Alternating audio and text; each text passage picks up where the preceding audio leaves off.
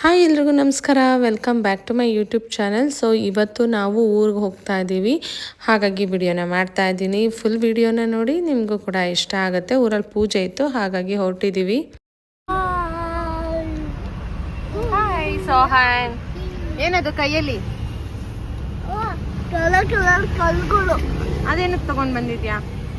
ಅದು fish tank ಹಾಕೋದಲ್ವಾ? ಮತ್ತೆ ಏನಕ್ಕೆ ಆಟ ಆಡೋದಕ್ಕ? ಅಣ್ಣೆ ಕಲ್ಲು ಆಟ ಆಡ್ತೀಯಾ?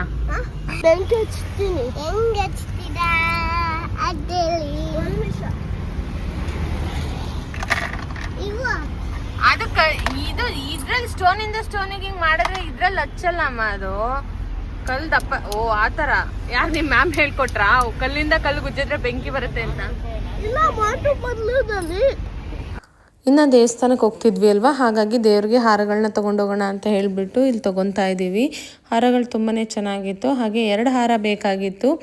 ಊರಲ್ಲಿ ಆಂಜನೇಯ ಸ್ವಾಮಿ ದೇವಸ್ಥಾನಕ್ಕೆ ಒಂದು, ಹಾಗೆಯೇ ನಮ್ಮ ಮನೆ ದೇವರಿಗೆ ಒಂದು ಅಂತ ಹೇಳಿಬಿಟ್ಟು 2 ಹಾರನ ತೊಗೊಂಡ್ವಿ. ಹೋಗ್ಬೇಕಾದ್ರೆ ಮನೆ ದೇವ್ರ ದೇವಸ್ಥಾನಕ್ಕೆ ಹೋಗ್ಬಿಟ್ಟು ಆಮೇಲೆ ಊರಿಗೆ ಹೋಗೋಣ ಅಂತ ಹೇಳಿ ಹೋಗ್ತಾ ಇದ್ದೀವಿ.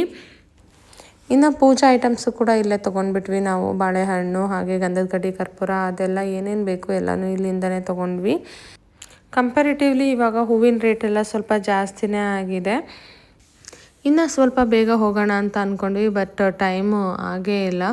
ಸೊ ಬೆಳಗ್ಗೆ ಟೈಮ್ ನಮ್ಗೆ ಹೇಗೆ ಟೈಮ್ ಹೋಗುತ್ತೆ ಅನ್ನೋದೇ ಗೊತ್ತಾಗಲ್ಲ.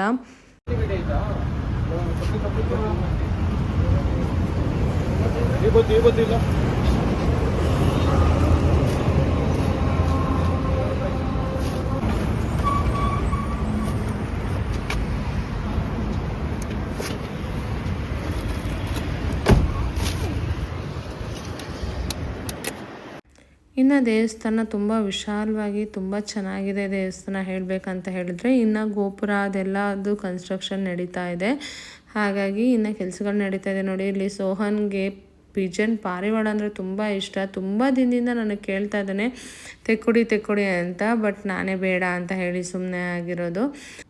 ಅಲ್ಲಿರೋ ಪಾರಿವಾಳಗಳನ್ನ ನೋಡಿಕೊಂಡು ನಿಂತ್ಕೊಂಡಿದ್ದಾರೆ. ಸೊ ಅವ್ರಿಗೆ ಇವಾಗ ಆ ಪಾರಿವಾಳಗಳನ್ನ ಹಿಡ್ಕೊಂಡು ತೊಗೊಂಡೋಗ್ಬೇಕು ಅಷ್ಟೇ ಅವ್ನ ಮೈಂಡಲ್ಲಿ ಇದ್ದಿದ್ದು. ನಾವು ದೇವಸ್ಥಾನಕ್ಕೆ ಹೋದ್ರೂ ಅವನು ಹೋಗಿ ಪೂಜೆ ಎಲ್ಲ ಮುಗಿಸಿ ವಾಪಸ್ ಹೋಗೋ ತನಕನೂ ನನಗೆ ಪಾರಿವಾಳ ಬೇಕು, ಹಿಡ್ಕೊಡಿ, ನಾನು ಇದನ್ನು ತೊಗೊಂಡೋಗ್ತೀನಿ ಮನೆಗೆ, ಅದನ್ನೇ ಹೇಳ್ತಾ ಇದ್ದ.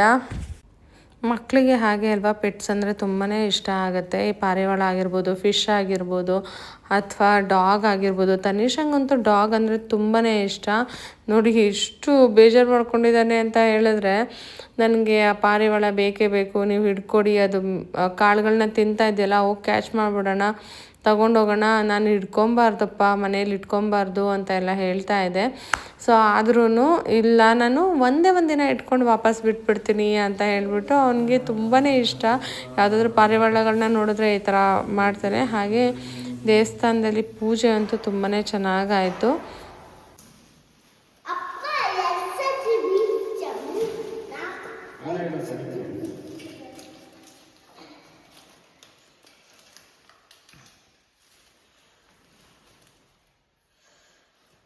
ಸಿನಿಮಾ ಬೀಳ್ತೀಯಾ ನೀನು? ಇಳಿ ಕೆಳಗಡೆ. ಇವತ್ತು ದೇವಸ್ಥಾನದಲ್ಲಿ ಜನ ಕಮ್ಮಿ ಇದ್ದಿದ್ದರಿಂದ ದರ್ಶನ ತುಂಬಾ ಚೆನ್ನಾಗಾಯಿತು. ಒಂದೊಂದು ಸಲ ಅಂತೂ ತುಂಬಾ ರಶ್ ಇರುತ್ತೆ.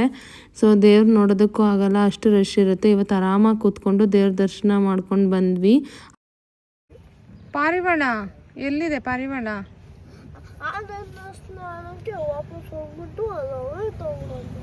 ಹಂಗೆಲ್ಲ ಪಾರಿವಾಳನ ನಾವು ಹಿಡ್ಕೋಬಾರ್ದು, ಹಿಂಸೆ ಮಾಡಬಾರ್ದು. ಬಾಬಾ ಬೇಗ ಬಾ. ಹಿಂಸೆ ಮಾಡಬಾರ್ದು, ಅದಕ್ಕೆ ಹೆಂಗ್ ಪಡಿಗೆ ಅದಾಡ್ಕೋಬಹುದು. ಸಾಕಂತೀನಿ, ಆಮೇಲೆ ಅದು ಆಡಿಸ್ಬಿಡ್ತೀನಿ ಮನೆ ಸುತ್ತಾನೆ ಇಡಂಗೆ. ಬೇಡ ಬಾಮ್ಮ. ನೋಡಿ, ಇವನ್ಗೆ ಪಾರಿವಾಳ ಬೇಕಂತೆ. ಅಲ್ಲಿ ದೇವಸ್ಥಾನ ಹತ್ರ ಪಾರಿವಾಳ ಇತ್ತು. ಸೋಹನ್ಗೆ ಪಾರಿವಾಳ ಬೇಕಂತೆ. ಪಿಕಾಕು ಸಾಕ್ಬಾರ್ದು, ಪಾರಿವಾಳನು ಸಾಕ್ಬಾರ್ದು. ನವಿಲ್ಗರಿ ಅದಕ್ಕೆ ಅದನ್ನ ಸಾಕ್ಬಾರ್ದಾ? ಅದು ನ್ಯಾಷನಲ್ ಬರ್ಡ್, ಅದಕ್ಕೆ ಸಾಕ್ಬಾರ್ದು. ಅದನ್ನ ಹಿಡಿದ್ರೆ ಸಾಕಿದ್ರೆ ಕ್ರೈಮ್. ಕ್ರೈಯಿಂಗ್ ಅಲ್ಲ ಕಣೆ, ಕ್ರೈಮ್ ಅಂದ್ರೆ ಅಪರಾಧ, ತಪ್ಪು ಅಂತ. ಕ್ರೈಮ್ ಅಂದ್ರೆ ಕ್ರೈಯಿಂಗ್ ಅಂತೆ. ಪಾರಿವಾಳ ನ್ಯಾಷನಲ್ ಬರ್ಡ್ ಅಲ್ಲ, ಏನೂ ಅಲ್ಲ.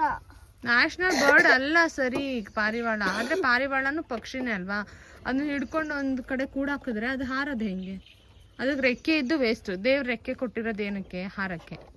ನೀನು ಕೂಡಾಕೊಂಡ್ಬಿಟ್ರೆ ಅದಕ್ಕೆ ಅದು ಹೆಂಗಾರುತ್ತೆ? ಅದೇ ಅಲ್ವಾ, ಅದಕ್ಕೆ ಸಾಕೋಬಾರ್ದು. ಬನ್ನಿ ಹೋಗೋಣ. ಇನ್ನು ಮರಗೂರಲ್ಲಿ ಪೂಜೆ ಎಲ್ಲ ಮುಗಿಸ್ಕೊಂಡು ನಾವು ಹೊನ್ನಮ್ಮ ದೇವಿ ದರ್ಶನನೂ ಕೂಡ ಮಾಡ್ಕೊಂಡು ಹೋಗ್ಬಿಡೋಣ ಅಂತ ಹೇಳಿ ಬಂದಿದ್ದೀವಿ. ಏನಂತ ಹೇಳಿದ್ರೆ ಮುಂಚೆಯಿಂದನೂ ಕೂಡ ಅಲ್ಲಿ ಹೋಗಿ ಪೂಜೆ ಎಲ್ಲ ಮುಗಿಸ್ಕೊಂಡಾದ್ಮೇಲೆ ಇಲ್ಲಿಗೂ ಕೂಡ ಬಂದು ಪೂಜೆಯನ್ನು ಮಾಡಿಸ್ಕೊಂಡು ಹೋಗೋವಂಥದ್ದು ಮುಂಚೆಯಿಂದನೂ ಕೂಡ ಪದ್ಧತಿ ನಡ್ಕೊಂಡು ಬಂದಿದೆ. ಹಾಗಾಗಿ ನಾವು ಎರಡೂ ಕಡೆ ಪೂಜೆಯನ್ನು ಮಾಡಿಸ್ಕೊಂಡು ಊರ ಕಡೆ ಹೊರಟ್ವಿ.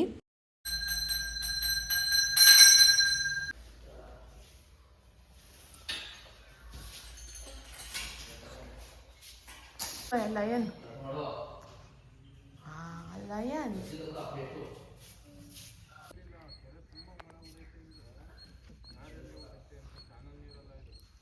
ಕೆರೆ ಮಧ್ಯದಲ್ಲಿ ಮರಗಳು ಅಂದ್ರೆ ಅದೆಲ್ಲ ಕೆರೆನೇ ಅಲ್ವಾ?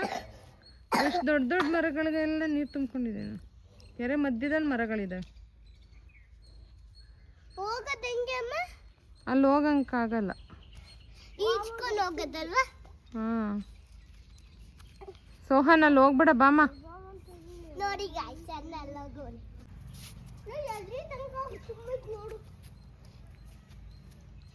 ನಮ್ಮ ನದಿ ಹತ್ರನೇ ತುಂಬಿತ್ತು. ಅದ್ರೊಳಗಿರೋ ತಗೋಬೇಕಾಯ್ತು.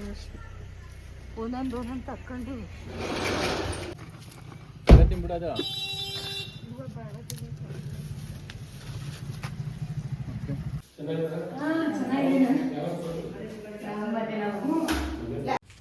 ಇವತ್ತು ನಾವು ನಮ್ಮ ಊರಿನ ಆಂಜನೇಯ ಸ್ವಾಮಿ ದೇವಸ್ಥಾನದಲ್ಲಿ 101 ದೀಪಗಳನ್ನ ಹಚ್ತೀವಿ. ಪ್ರತಿ ವರ್ಷವೂ ಹಚ್ತೀವಿ, ಹಾಗೆ ಈ ವರ್ಷವೂ ಹಚ್ತಾ ಇದ್ದೀವಿ. ಹಾಗಾಗಿ ಊರಿಗೆ ಬಂದಿದ್ವಿ. ಮನೆಗೆ ಹೋಗಿ ಎಲ್ಲ ಥರ ಪ್ರಿಪ್ರೇಷನ್ಸ್ನ ಮಾಡಿಕೊಂಡು ಪ್ರಸಾದ ಎಲ್ಲ ರೆಡಿ ಮಾಡಿಕೊಂಡು ಮನೆಯಲ್ಲೂ ಕೂಡ ಪೂಜೆಯನ್ನು ಮುಗಿಸಿ ಅಲ್ಲಿ ಯಾವುದೇ ರೀತಿ ವಿಡಿಯೋನ ನಾನು ಶೂಟ್ ಮಾಡ್ಕೊಳ್ಳಿಕ್ಕಾಗಲಿಲ್ಲ. ಯಾಕೆಂದರೆ ತುಂಬಾ ಬ್ಯುಸಿ ಇದ್ವಿ. ಸೊ ಬೇಗ ಬೇಗ ಮಾಡ್ಕೋಬೇಕಾಗಿತ್ತು. ಹಾಗಾಗಿ ದೇವಸ್ಥಾನಕ್ಕೆ ಬಂದಮೇಲೆ ನಾನು ವಿಡಿಯೋನ ಕಂಟಿನ್ಯೂ ಮಾಡ್ತಾಯಿದ್ದೀನಿ. ಪ್ರತಿಯೊಂದು ದೀಪಕ್ಕೂ ಕೂಡ ನಾವು ಈ ರೀತಿಯಾಗಿ ಸಗಣಿ ಉಂಡೆಗಳನ್ನ ಕೆಳಗಡೆ ಇಟ್ಟು ಅದ್ರ ಮೇಲೆ ಅರಿಶಿನ ಕುಂಕುಮವನ್ನು ಇಟ್ಟು ಹೂವನ್ನಿಟ್ಟು ನಂತರ ದೀಪನ ಇಟ್ಬಿಟ್ಟು ಅಂಟಿಸೋ ಅಂಥದ್ದು, ದೀಪನ ಹಚ್ಚೋ ಅಂಥದ್ದು. ಸೋಹನ್ ತನಿಷಾಗಂತೂ ಈ ಥರದ್ದೆಲ್ಲ ತುಂಬಾ ಇಷ್ಟ ಆಗುತ್ತೆ. ಅವ್ರು ನಾನೇ ಇಡ್ತೀವಿ, ನಾವೇ ಹಚ್ತೀವಿ ಅಂತ ಹೇಳಿ ಅವ್ರದ್ದು ಸಡಗರ ಸಂಭ್ರಮ ನನಗೆ ನೋಡಿದ್ರೇ ತುಂಬಾ ಖುಷಿ ಆಗ್ತಾಯಿತ್ತು. ಸೊ ಈ ಥರದ್ದೆಲ್ಲ ಅವ್ರಿಗೆ ತುಂಬಾ ಇಷ್ಟ. ಹಾಗಾಗಿ ಅವರೇ ಇಡ್ಲಿ ಅಂತ ಹೇಳ್ಬಿಟ್ಟು ಅವ್ರ ಕೈಲೇ ಇಡಿಸ್ತಾ ಇದ್ವಿ.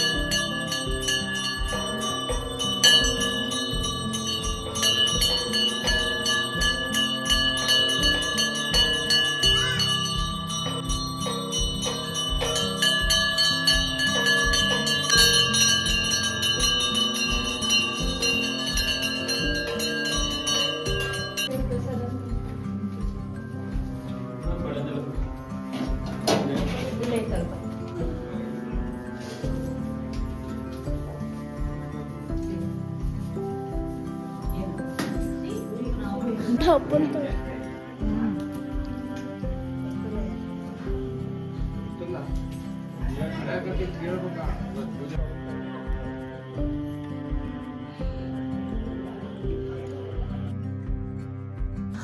ಇನ್ನು ಸಂಜೆ 8 ಗಂಟೆ ಆಗೋಯ್ತು. ಪೂಜೆ ಎಲ್ಲ ಮುಗಿಯೋ ಅಷ್ಟರಲ್ಲಿ ಎಲ್ಲರೂ ಕೂಡ ಮನೆಗೆ ಹೊರಟ್ರು. ನಾವು ಲಾಸ್ಟಲ್ಲಿ ಹೊರಟ್ವಿ.